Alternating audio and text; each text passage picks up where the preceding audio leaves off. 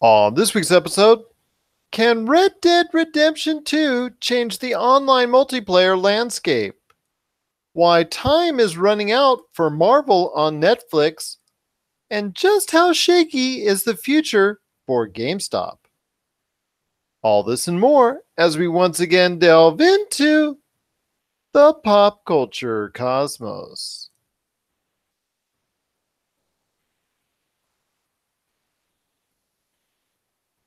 And we're back with another episode of the Pop Culture Cosmos.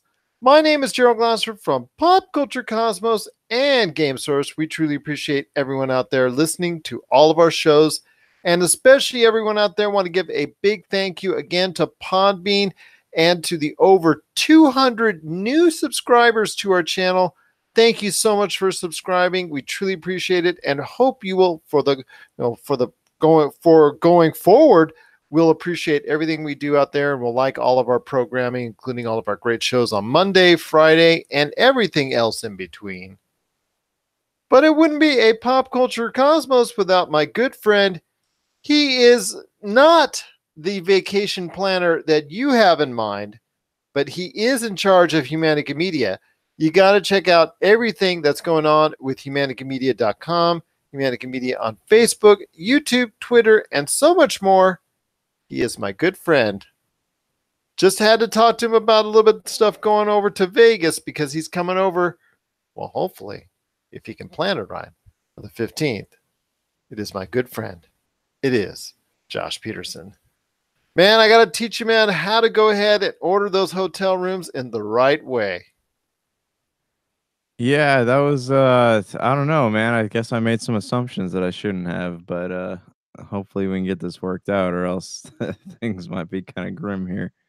What stays in Vegas? You know what? You know the rest. But I tell you what, it's going to be a great episode we got for you today. We've got Rob McCallum in the middle of the Cosmic Crossfire. He's coming up later in the show to talk about a lot of great stuff that's going on in pop culture. Plus, also as well, we've got our good friend Daphne Matthew from Talking the Dead and the Walking Dead fan base. Two awesome fan devoted groups to the Walking Dead show that are available on Facebook to join. And all they do is talk Walking Dead all day long. So if you're a big fan, go ahead and join up with them. She is going to be talking a lot about what's going on as the mid-season break has happened already with The Walking Dead. So she's going to be talking a little bit about that and some of her thoughts on what's going on with the show overall.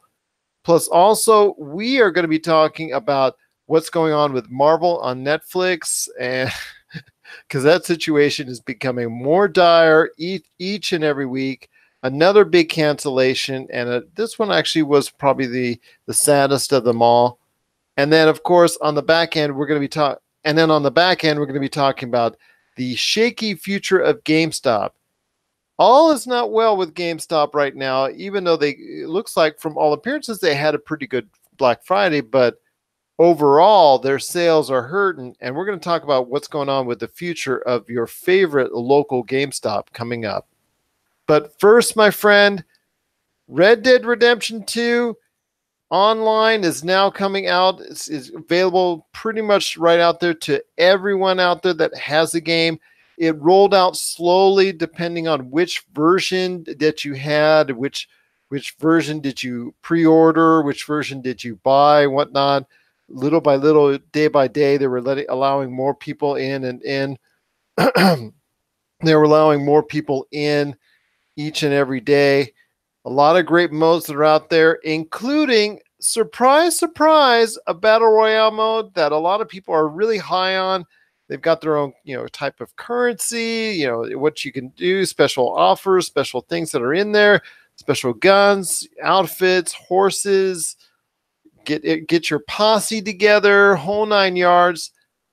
Your thoughts, real quick, on Red Dead Redemption 2's now foray officially into the online arena. I think they're going to be a major challenger to what's going on with the major and help reshape the landscape of what's going on with multiplayer online and really set a force out there, maybe not to Fortnite, but to everyone else out there. It'll be interesting to see how it does. I remember the multiplayer for the first one was kind of weird in the fact that you couldn't play in a closed server, so you and your buddies could be out there doing something. All of a sudden, a posse of people will come, right up on you and start shooting at you guys, and it'll from there it'll be like the whole thing in Halo, where someone at the moment someone starts like teabagging someone, it just becomes an all out war. Uh, Yeah, I mean, I haven't seen any footage of it so far, but it sounds cool. I mean, if the multiplayer is anything like the single player, not in gameplay wise, but in just the way that it draws people in, I think it'll be pretty cool. But I've yet to read anything about it or really see what the multiplayer is. Is it going to be deathmatch? Is it going to be your King of the Hill, or is it going to be like the some kind of does the multiplayer go along with the game? Are there can you play in gangs or posses or whatever it is? Like, is there a theme to the multiplayer? I think that's kind of what will or won't bring people into it. How are you feeling about it, though? Well, there are variations out there. There is, I believe, multiplayer versions that everybody's going to like if you're just into just a straight up type death match, almost like a King of the Hill. There's going to be robberies that are going to be involved for the bandit that's in you, that's in you if you like that sort of thing. But again, I mentioned that they're going to have their own battle royale mode with the time running out, and getting into a tighter and tighter arena as far as less and less chance of being able to escape, which is actually pretty good. I heard from what I've seen as far as the footage and what the reviews were saying out there. And there's a lot more as far as you getting together with gathering a posse, and a lot of good vibes from it. Plus, it also tells in type of its own story, its own type of deviation from the main story that is Red Dead Redemption 2, that you're dealing with your own gang in that main story, but you're also dealing with something a little bit different in its own world, because Rockstar, they've taken a lot of lessons from what they learned with GTA 5 and its online component, which over the course of several years has really become an outstanding product. And I just think that they're taking all that knowledge and experience they learned from GTA 5, plus also they're sprinkling in things that are really popular in the here and now, like I mentioned with the Battle Royale mode. But they didn't advertise it. They didn't go ahead and just throw it out there, and they just didn't do a lot of things that Call of Duty, Black Ops 4, and also Battlefield 5 was trying to do, and force it down people's throats and say, hey, we're going to have this, we're going to have that, we're going to have this, we're going to have that. They just rolled it out there, just put it out, new little bits and pieces, day by day by day, as more people got involved. And I think that's the way to do it, because it just generates organically a lot of enthusiasm, a lot of interest, and a lot of things that they're going to be able to do long term that will keep interest in the online multiplayer facet of it. Now, the one catch is it is in the Western genre, so there's only so much that you can do as far as a contained environment and really throw nuances out in there, and try and to keep it fresh and whatnot. You can't do as much as you can with like you did with GTA 5. So I ask you, with all the parameters that that's out there for the Red Dead Redemption 2 online component, but the fact is that it's not as, or it can't be as versatile or as in depth as maybe some other modern formats or even futuristic ones. How long do you think Red Dead Redemption 2 can last as a viable multiplayer option for gamers out there? That's a good question, because if they don't offer what makes everyone go back to Grand Theft Auto time and time again is the modability, right? So without that, Grand Theft Auto, Red Dead, as soon as it loses its novelty, as soon as people get tired of it, there's not going to be a lot of reason to go back to it. Like a lot of multiplayer games keep adding content over and over, right? Like Overwatch and Fortnite and games like that. But if Red Dead is not constantly offering fans something new to experience, I think that those fans are going to drop off and start playing other things. Whereas with Grand Theft Auto, what makes people want to go back to it time and time again is the fact that you can mod, and every time you jump in and play the game, it's almost feels like a new game because you're playing something new. So it depends on if they're gonna cater to the modding community, and from what I understand so far, they don't have any plans on doing that. So I'm curious to see how that plays out and what their plans are and all that good stuff. So we'll see, man. Well, but GTA 5 not only supported the modding community, they also constantly put dated or themed DLC into it, whether it was a certain type of holiday or certain type of event. They would go ahead and incorporate that within the GTA 5 because it was a modern type formatted game. But also they put in things like Hot Wheels and made like a race car track and all that good stuff. As far as from that end, it made it that's something on the side that was very interesting. They also added the robberies that you had to go ahead and plan and get with your crew together and work that out, as far as trying to go ahead and scope out what exactly was going to go on, as far as whatever bank or jewelry store that you're going to hit, and the success ratio on that. So that end of it, I could see being incorporated into the Red Dead Redemption 2 online experience. What I'm just worried about, like you said as well, is the variation of things that you could do in GTA 5. You're not able to go ahead and do in Red Dead Redemption 2 online component, just because of the fact that it takes place in the Western format, and you're only can do, and there's a finite amount of things that you can actually throw into it. Otherwise, it's going to make it unrealistic. So I agree with you wholeheartedly. That's where the modding community comes in. And right now, since Red Dead Redemption 2 has no plans of being on PC as of now, although that could change, that's going to be an issue for Rockstar. Maybe not sooner, but at some point in time, maybe within the next 6 months, 9 months, year from now, because there's going to be other alternatives that are out there that are saying, hey, Red Dead Redemption 2 is not evolving with the times. It's not throwing enough DLC that's going to be variating out there. It's going to be the same thing over and over and over. Maybe you can go ahead and come to our game instead. The big game out there, as far as an online component, by far and away, is Fortnite, which now has garnered over 200 million players from the last time I heard from reports that are out there.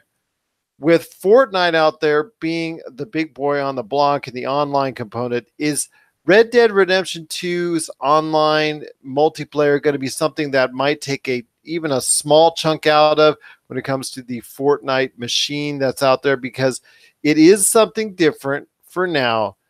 Even if they do whatever they can to keep it fresh, do you think they can go ahead and be a viable alternative that will actually take people away from Fortnite and actually, for a while at least, play Red Dead Redemption 2 online?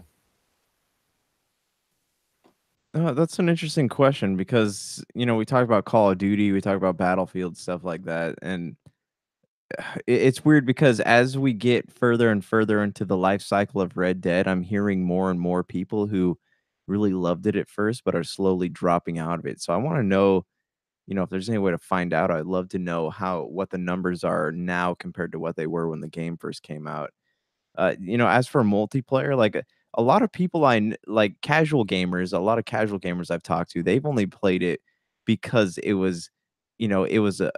almost want to say a movement in gaming. Like it was something people really wanted to play. Everyone's talking about it, but once they were done with the single player, they had no intention of playing the multiplayer. So it's all very interesting because the multiplayer in Red Dead has never been fun. It's the novelty of it. It's like when Mass Effect 3 said they were having a multiplayer mode come out, and we all played it. We all played it for a few nights, and then we're like, oh, okay, this is cool. And then we moved on to something else. So, what is it that Red Dead has that's going to draw people in? What is the factor that's going to keep them coming back night after night after night? Because Halo, Call of Duty, Battlefield, all these games have replayability. They're fun things. They have big communities, but what is the community going to be like in Red Dead, and how is Rockstar going to cater to that community? I think that's the important question. I can't really make any speculation until I see that. But do you have any predictions coming out about how that's going to be coming out the gate? I think it's going to be strong coming out the gate just because a lot of people have faith in Rockstar after 5 years of GTA 5 being a very, very solid to at times being a very great online component. Whether or not people will stick with it 9 months to a year, that's a different story. I mean, if you're inside Rockstar, anyways, you know your sales are not going to be anywhere near what GTA 5 is because GTA 5's a what by the end of its life cycle, by the end of the real gist of its sales, it's probably going to end somewhere right around 100 million in sales because it's pretty darn close to it at this point in time. So you're not going to expect Red Dead Redemption 2's online base of players and also the matter of sales be anywhere near 100 million. I mean, that's just something that's almost a once in a lifetime deal where we're seeing a Fortnite, and then also before that, GTA 5 reached that level of success. But even if it gets what one quarter, one half of that success, that's still a 40 to 50 million copies that are out there. 40 to 50 million potential players that could play your game online, and that to me is still a wide base that it could be there, and just Rockstar has to take the steps to try and keep people interested in. Like you were saying, that was some very great thoughts you had on that. I think initially a lot of people are going to be giving it a shot. They are going to like the concept of becoming part of someone's posse that's made up, or someone online, or even make their own and playing their version of the battle royale or the multiplayer or the death match or whatever it is that they're going to be able to go ahead and do within the Red Dead Redemption 2 online functionality. I just think, after 9 months, a year, I don't think we'll be talking about Red Dead Redemption 2 online functionality in the same way that we did with GTA 5. With GTA 5, even a year, 2 years, 3 years down the line, coming up with new, innovative, and interesting DLC that they kept on adding in there that kept people coming back for more and more and more each day. I just don't see after a year people still talking about Red Dead Redemption 2's online component in the same way that they do now, or in the same fashion that they do a Fortnite, a Call of Duty, or even a Battlefield 5. Right, right. And we all remember the days when multiplayer was, in its advent. We had you had your Halos, even GoldenEye, I'd say was like the beginning of all that. So, multiplayer game enthusiasts, they know what they're looking for out of something, and if Red Dead fails to offer that, then those numbers are going to drop pretty darn quick because there's, like we've discussed before, there's so many games out there that if some like you have a very brief amount of time to capture somebody's interest, and if you don't meet that criteria, then they're gone and you're not going to get them back. Could have said it better myself, and like I said, couldn't have said it better myself. And we'll have to wait and see what Red Dead Redemption's online component is going to do as far as all the different variations that it's going to offer consumers. I think up front it will actually do fairly well. I think it will actually garner a piece of the marketplace. It might not put a large dent in Fortnite at any point in time, but I think it will take people away from Call of Duty, away from Battlefield 5, away from even Fallout 76, especially because that online component has been nothing but has been riddled with bugs and just lack of people and players out there that are just really not happy overall with the product. So Fallout 76 could suffer substantially, and I know sales are not meeting anywhere near what they would hope it would be. With Call of Duty Black Ops 4, with Red Dead Redemption 2, those games are out there. They're going to probably be the leaders as far as console multiplayer, not named Fortnite for at least the short term.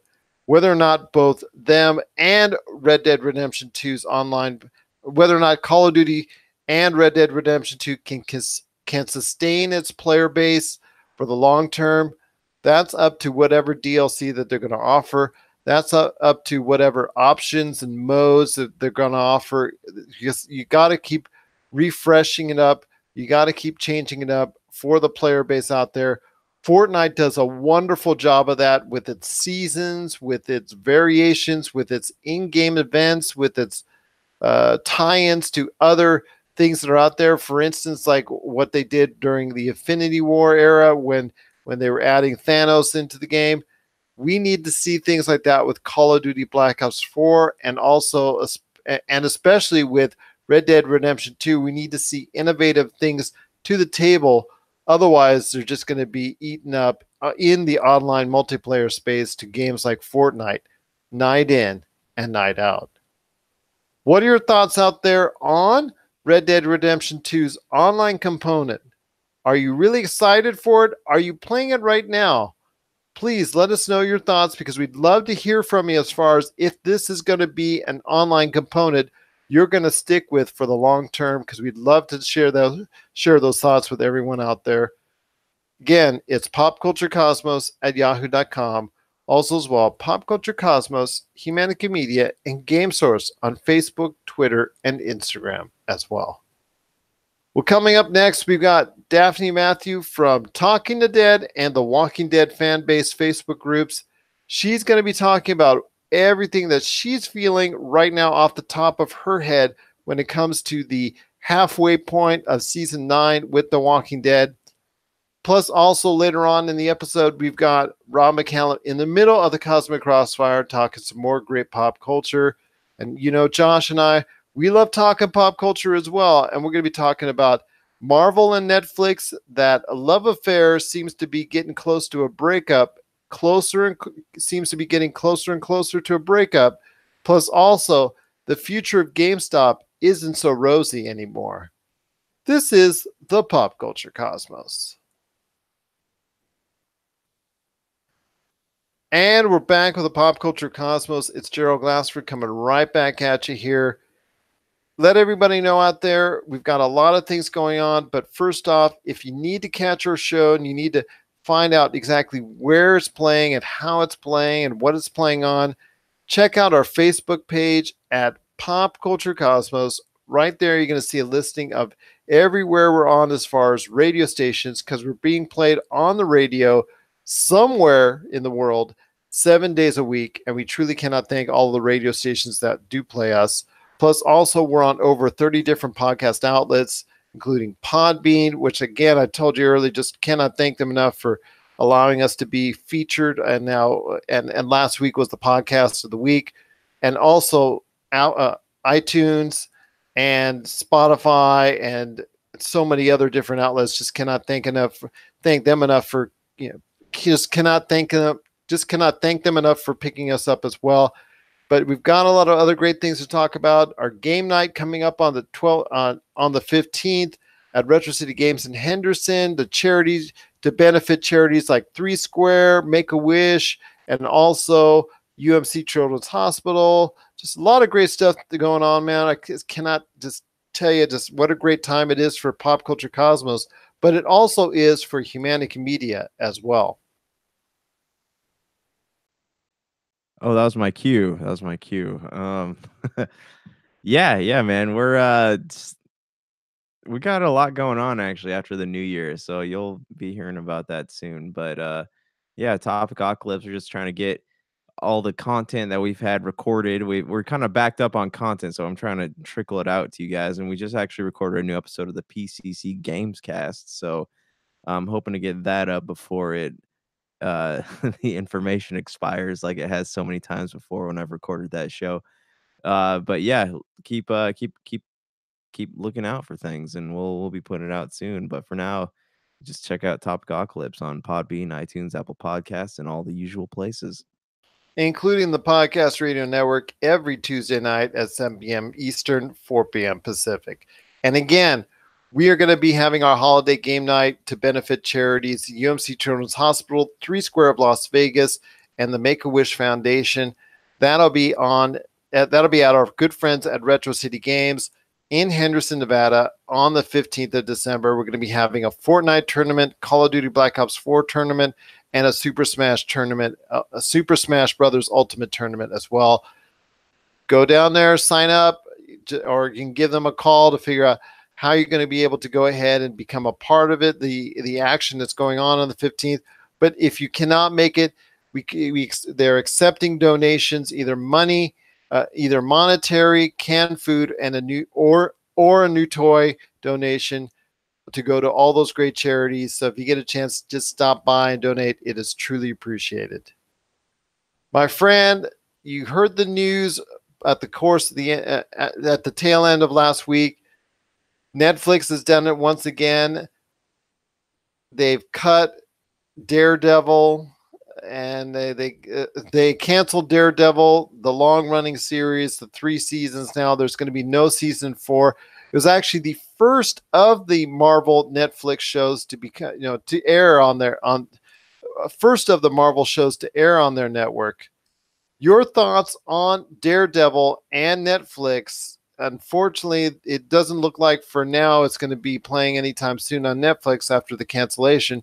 But there is a slight hope that at some point in time, Disney has indicated that you might see Daredevil again sometime in the Disneyverse, maybe even on Disney Plus. So I've had a lot of conversations about this. One, it was no surprise that Daredevil got canceled. They had high hopes for season 4, and I know the showrunner had actually, as Eric Olson, had actually pitched a season 4 to Netflix, and they were sorry, jeez, they were talking about it, and clearly that's not going to happen now. But what this shows is that if Daredevil, which is the flagship franchise of that whole Netflix Disney deal, if that's getting canceled, then it's done. Like there's nothing they're not going to make any more series. They're not going to be Defenders. There's Punisher and Jesse. We don't even know how far into production Jessica Jones is. We know that season 2 of The Punisher is more than halfway through, but no one's heard anything about Jessica Jones. So the odds are high that that's not going to come to fruition. Maybe we'll get the next season of The Punisher, but I think their partnership is over. And as for the Disney Plus, there's been a lot of speculation, and assumptions in that closing interview, saying that like, hey, we look forward to more adventures of the Devil of Hell's Kitchen, and Marvel's got plans for them. What does that mean, though? That's very vague. Is that Charlie Cox's Daredevil going to be transferred over to Disney, or are they going to get someone new? Is Daredevil going to become campy? Because what was great about the Netflix shows was that they were dark, and they got to explore that dark side that was always in the comic books that we don't get in the normal MCU. So, what's going to happen at this point is anybody's guess. But with Disney, going to war with Netflix, I don't think we're going to be seeing a lot. We're going to be seeing another season of Jessica Jones. We're not going to be seeing a lot of, the Punisher. I'm sure we'll get that, but I think that's going to be the end of it. And what would be cool, what would be the honorable thing to do on Disney's part is if they welcome the actors from these shows into it, because again, like the CW does, if it doesn't carry on that continuity, they're just creating unnecessary shows and links like CW does with like the Flash and Arrow and stuff, because we've already gotten used to these characters. They've already alluded to being part of the greater MCU. So if they completely reboot them, then it's just going to make it feel redundant. And a lot of people are really attached to these characters, so that's what makes me sad. But you've got some thoughts on it, I'm sure. What do you think? Well, actually, that was pretty good. So I'm not sure if I'm going to have anything to top that. But also, you made me yawn as well. So see, yawning is contagious. I just will say that. But moving to what we're talking about with Netflix and Marvel, I just was thinking about something while you were talking, because the automatic thing that people are thinking about is, yeah, it's going to be ending up on Disney Plus.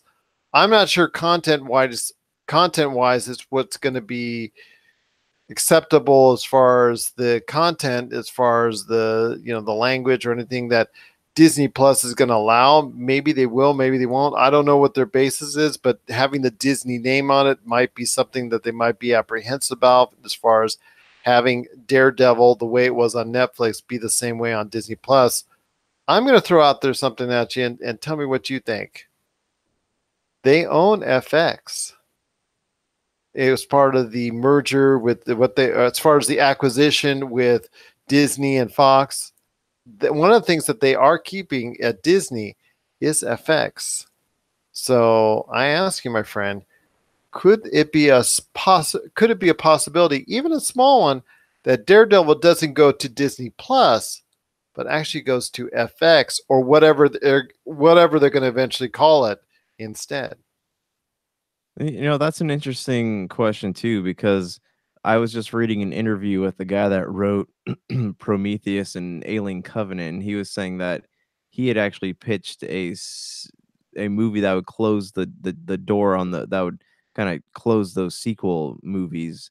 And he was saying he pitched it to Fox and Fox loved it, but Fox had actually said we can't move forward with this at this moment in time because we don't know what Disney wants to do. So is Disney going to are they going to wanna produce darker, darker films, darker shows, or whatever it is? And so they decide at this moment in time, they're not moving forward with the Alien movies. So, that being said, I know FX has always been, like, the more adult side of that, but with a show like Daredevil, who really gets dark and it's already affiliated with Marvel, I'm curious to know how far they would be willing to go with it because we don't have a lot of, in the existing MCU as Disney has it, we don't have a lot of darkness and stuff like that. So I like that idea, but I don't see it happening because, and I don't even see. I'm curious what's going to happen to FX because honestly, like if Fox just made that PG-13 Deadpool for Disney, and it makes me wonder, man, what are they going to do with these darker properties? Are they going to retcon them completely, or are they going to recreate them or let them continue on as they are? It's weird because Disney, through shell companies, subsidiaries, they own companies like Lionsgate, and I know they used to. I don't know if they still do, but they used to own huge stakes in the adult film industry. But Fox has been such a heavily publicized thing that I think that there's going to be a lot of eyes on this, so Disney can't get away with just saying, "Oh, hey, we're gonna make this and let it slide by." So I don't know, man. Like that would be cool. I would love to see that, but again, Daredevil's one of those stories that needs to be told unrestrained. I agree with you on that. I think it's really good, and I think it really does play well and has played well over the course of 3 seasons, especially that first season. That first season of Daredevil, I think, is very much responsible for the love fest that became Disney and Netflix. And a reason why Jessica Jones, The Punisher, Iron Fist, Luke Cage, and the Defenders all came to being, in my opinion, was the tremendous success of the first season of Daredevil on Netflix and how good that show was and the response it got from it. I think if that had been poorly received, you wouldn't have seen all this come to fruition over the course of the past 2-3 years and whatnot. So I think Netflix and Marvel owe a great debt of gratitude to Daredevil for actually becoming a successful show. Unfortunately, it has seen its demise on Netflix. I do see at some point that show maybe being revived in some form, in some fashion, on some network, whether it's Disney Plus, FX, or something else. I don't see them giving up on that show specifically at 100%. They're going to do something with that character at least. So we'll have to see what happens. But we're now down to two, my friend. And you said Jessica Jones days, pretty much of the two, those days are numbered.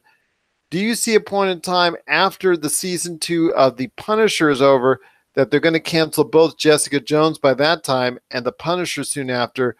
And do you see the fact that after the new year in 2019, that after those episodes air of The Punisher, that the Netflix Marvel Love Fest could be no more? I already feel like it is no more. We're seeing it fall apart as we speak, and Netflix always does that thing where they're like, hey, let's cancel something and release the news on Friday and see how long it takes to pick up momentum. What's the real shame about this is that if they, the Charlie Cox and the, I don't even remember, what's her name? Jessica Ritter, or what's her name that plays Jessica Jones, something Ritter? Um, Kristen Ritter? Kristen, I think that's right. But like, if they don't give us closure on these, they're gonna just, reboot these characters and not give us closure on these things that we've spent, the past 5 or 6 years investing ourselves in. And that's what I've always given Marvel credit for, is not being the CW, not being Warner Brothers, not making something say, hey, this is going to be going on for a while. And then, oh, by the way, we're rebooting this or doing something like that. Marvel's always been pretty good about that. So if they don't give us, if they don't give these characters the endings they deserve on the Disney Plus, then I think there's going to be a lot of issues. And if they try to reboot the characters, I don't think people are going to catch on to them as well as they did these ones.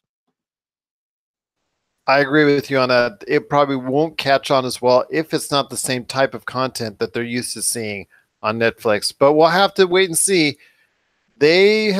Marvel has said that there will be a future for its characters in some form or fashion going forward in the future outside of Netflix, because the days of Marvel and Netflix will, from all intents and purposes, will soon be over. What are your thoughts out there on the cancellation of Daredevil on Netflix? Share us your thoughts, popculturecosmos@yahoo.com. Also as well, Pop Culture Cosmos, Humanica Media, and Game Source on Facebook, Twitter, and Instagram as well. And thanks so much for being a part of the Pop Culture Cosmos. I had to put that in there for editing for another part. So I know it totally sounds out of whack right now, but sorry. It'll sound better. It'll all make sense in post. Coming up next, we've got Rob McCallum in the middle of the Cosmic Crossfire. And then right after that, we're going to close out the show with Josh and I talking about the future of GameStop and how it looks pretty shaky from a brick and mortar standpoint, with all the changing landscape as how video games are purchased. The future of GameStop doesn't look so rosy anymore. And we'll talk about that. We'll talk about that at the back end of the show. This is the Pop Culture Cosmos. And we're back to close out the show. This is Gerald Glassford once again talking right back at you here along with my good friend Josh Peterson. Thanks so much to Daphne Matthew from Talking the Dead and the Walking Dead fan base for joining us once again on the show talking The Walking Dead. And I couldn't get all of what she wanted to say and elaborate on because she just had so many great things to talk about. So I'll tell you what I'm going to do. I'm going to make a collaboration of what she talked about in November, right around the time of the death of Rick Grimes, and then now with what's going on with the mid-season ending and the mid-season finale. I'm going to get all that stuff together and get all of her thoughts and comments, or as much of it as I can anyways. I'm going to put them together and make one big episode as our special love letter to Walking Dead fans. That'll be coming sometime this month, hopefully as part of our PCC Presents on our Pop Culture Cosmos, so look out for that. And thanks also as well to Rob McCallum for once again being in the middle of the Cosmic Crossfire. Check out all of his great stuff today at robmccallumfilms.com. Josh, before we head on out, my friend, GameStop, man, if you were there during Black Friday, you thought it looked like on the surface there wasn't any problems. There were big lines, people waiting to go ahead and buy a lot of games, a lot of systems, and a whole 9 yards. But lo and behold, there's a bigger story to what's going on with GameStop at this point in time, because recently, last week, it was a lot of analysts are actually downgrading their stock as a publicly traded option that's out there because of the fact that it looks like GameStop is reporting a loss of $488 million in the third quarter of 2018. And now this comes about this, just despite hardware sales, accessories, and other products in the video game marketplace still having a solid upward trend, with the PlayStation 4 still selling pretty good, Xbox One still selling pretty good as well, but the Nintendo Switch having its best sales during the holiday season. So I ask you, my friend, with that big step that's out there with GameStop admitting a big loss, the brick and mortar stores out there, the future for those stores are not looking as solid as they once did. And you and I have talked about this over the course of 2, 3, 4 years, even back when we were on the Game Source podcast. Not everything looks rosy when it comes to GameStop, and the way we are purchasing games is now changing the future for this company in the long term. Maybe it's not looking good for those who like to go ahead and go to their local GameStop to buy a video game. Yeah, so we talked about this before. The idea, like, well, I used to like to go out and do the midnight releases of video games, and there used to be huge lines, big communities of people coming together, gamers just sitting there. You didn't really know anyone, but you can sit in the line and have a good conversation with someone. These days, though, you go do like the midnight releases, and there's hardly anybody there. Everyone kind of trickles in and out. But instead, you go on social media. When big games come out, God of War, Red Dead, whatever it is, you see timers. See people's timers going off saying, "Hey, we have an hour till this game starts downloading." Oh, cool. Uh, in the long run, I don't. I like the idea of digital games. I like how Microsoft encourages people to purchase digitally by offering deals, 30, 40% off things. But the GameStop thrived mostly on game trading, right? So they had you'd buy something and you beat it within the week, and you can take it back and you get a whole lot of store credit towards the next big game you want to play. But when you purchase digitally, you don't get to do that. You don't have anything you're just stuck with this game, and it gets downloaded into your hard drive, and there's nothing to trade in. So I think that's where people love the convenience of it, the same reason they love going to Amazon as opposed to Target or Sears or wherever. Uh, that's what GameStop's losing out to. And GameStop, if they had an online presence, they had an app and people could download games off the app, I think that would be a whole different story. But uh, unfortunately, people don't. The culture of game trading is not a thing anymore, especially with game sharing becoming so popular.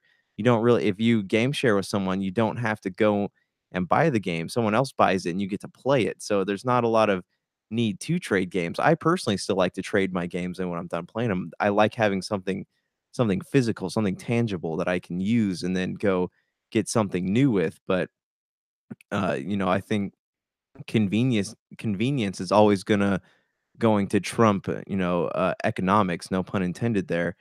But yeah. I mean, what are your thoughts on this? Because I always wonder if I'm the only person who thinks this. No, you're not. Older. No, you're not, because I don't want to say older. Well, you know what? I will say it. Older gamers like us, we like the more traditional methods of going ahead and buying a game physically and then going ahead, like you said, and trading it in at some point in time. But that's not to say that we're just hard, fast, and steadfast not to go ahead and buy anything off the online, because I did during the Black Friday season buy games both physically and online, depending on where the deals were, depending on where the best prices were at, depending on which online servicer or online medium, or whether I had to go to the store. I was just interested in getting the best prices. So I went all over. I'll give you an example.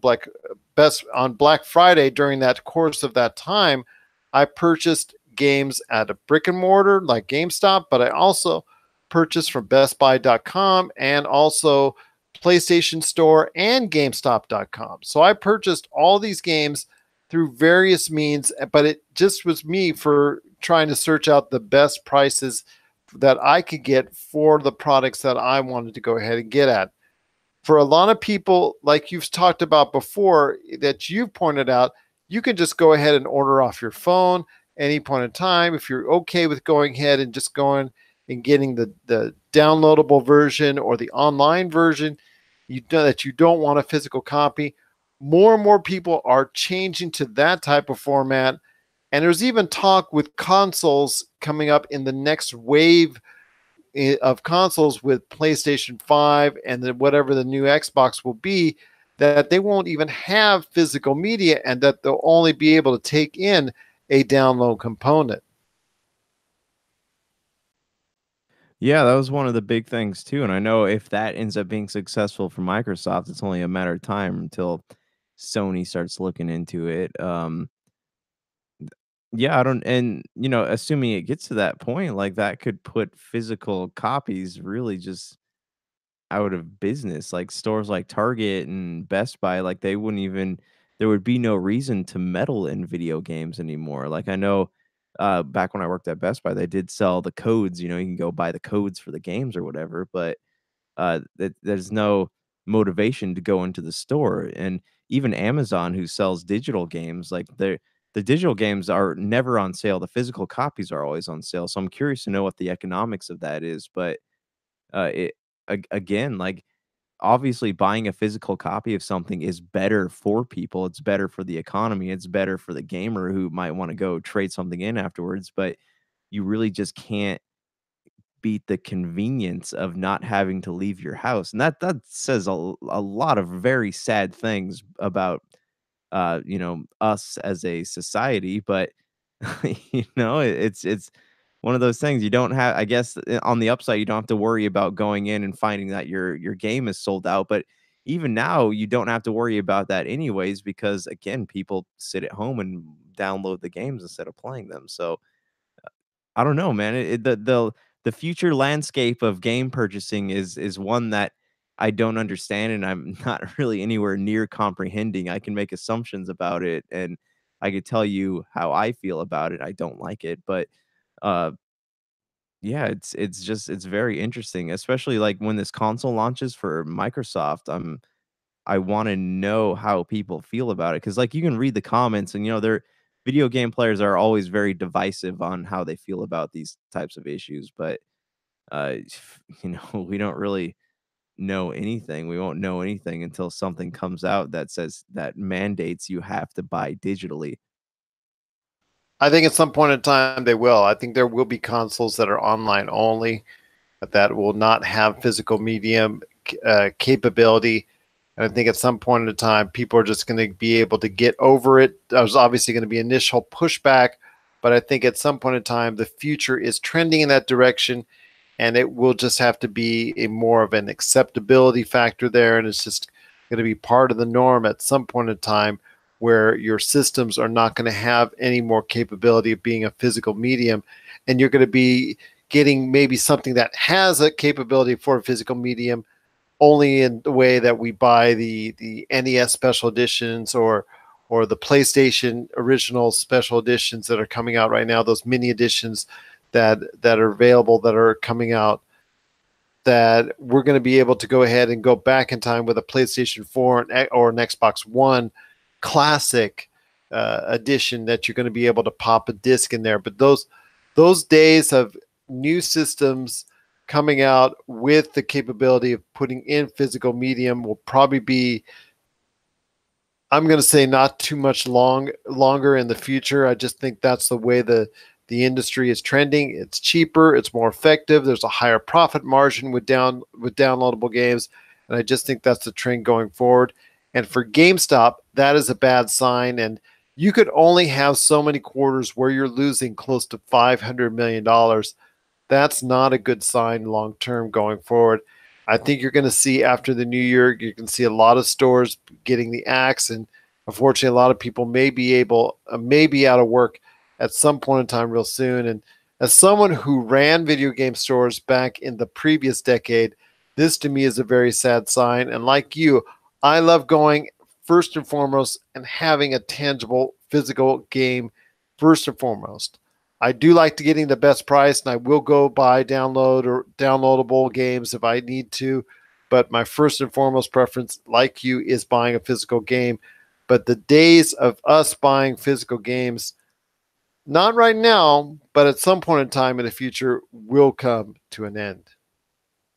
And along with that, the brick and mortar stores of GameStop will probably go ahead and fade away, just like so many other retail outlets have over the past 20 years. Real quick before we wrap this topic up, this is interesting to me. Do you think that we're going to reach a point where, we talk about digital formatting for even comic books too, right? So do you think we're going to reach a point where we just have pop culture stores? We don't have stores specific to comic books or video games or cool T-shirts. We just have stores that cater to all of that stuff. Well, at some point in time, I had thought of actually trying to delve into that aspect as far as just having something that was all over, just taking care of all that. And I see that happening where you would go into instead of what it was just a game store, it's going to be a pop culture store where it's DVDs, it's just going to be all sorts of different medium, DVDs, games, books, comic books, the whole nine yard. That's just going to have everything in one-stop shop, plus a lot of downloadable codes. They're just going to be out there that you're going to be able to walk in and look at, because the days of specialty retail stores carrying just one type of thing is probably not going to be too much longer in the future, because online capabilities and online selling is now so much a part of our lives that you're not going to be able to avoid it. And unfortunately, trying to keep up with all that has cost a lot of individual companies like GameStop a whole lot of money. And you can only lose so much money before you got to go out and try something new and become something new instead. So I just don't see a great future for GameStop. I don't see a long future for GameStop. At the rate they're going, you cannot continue to lose $500 million quarter after quarter and still stay in business. Any last thoughts? Oh. No, I mean, I completely agree with you. And you've seen GameStop has been struggling. You've seen them struggle as they've narrowed their shelves down and started selling collectibles and T-shirts and stuff like that. And it's, those are only stopgap measures to try to slow the momentum that is digital purchasing. So, and it doesn't help that they don't really, as far as customer service is concerned, they don't really offer very good customer service, at least not at the locations that I've been to. So, yeah, it's an interesting thing, man. We're going to see GameStop go the way of electronics boutique here soon, and that's going to be the end of an era. Or also Game Crazy. So yeah, those entities are no longer available, and I think GameStop at some point in time will join them. But maybe Retro City Games will rise up from the ashes of GameStop and become something special that people will like to get into and continue to go to as far as a resource, because there is a market for retro gaming. There is a market for buying physical media.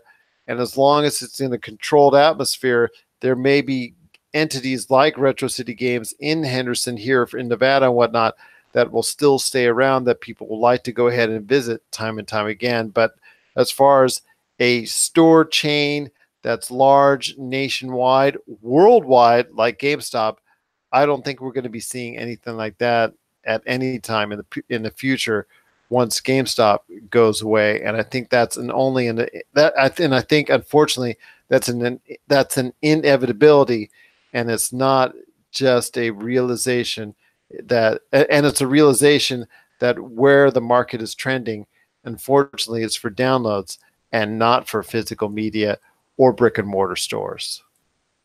What are your thoughts out there on the future of GameStop? Do you feel like us that unfortunately the days of going to your local GameStop will at some point come to an end?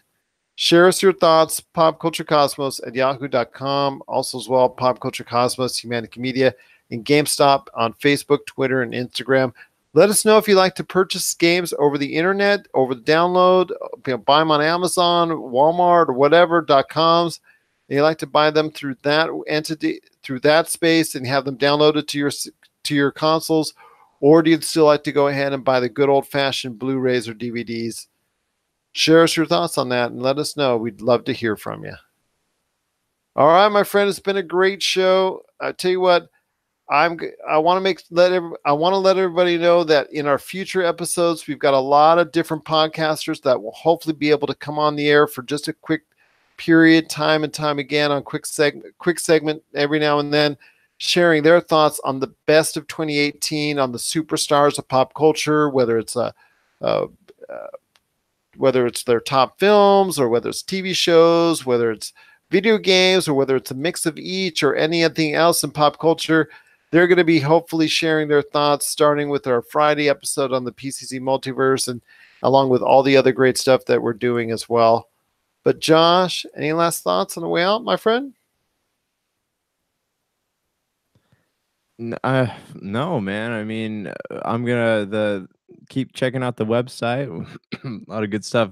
I started doing which I hope to get back to soon. I'm breaking down Russell Brand's book that he wrote. Russell Brand from Forgetting Sarah Marshall and uh, what else was he in? Get Him to the Greek. So I'm doing a little review of his book, trying to get a review of all 12 chapters up there. So keep checking back for that. But also, yeah, be sure to check out our website, check out everything we got going on. Keep paying attention for the more info on the Vegas stuff, and we'll be live streaming, and it's going to be a lot of good stuff going on. And we would love if you could donate or be a part of it. It's all going towards a good cause. Right now, I'm also checking out the Sennheiser GSP 550. Thank you for Sennheiser for sending them over. I'll be going ahead and giving a review on the air on our Friday show, and then also sending my thoughts as well to our site, popculturecosmos.com. So for Josh Peterson, this is Gerald Glassford. It's another beautiful day in paradise right here in the Pop Culture Cosmos. We thank you for listening. And here's hoping you have yourself a great day.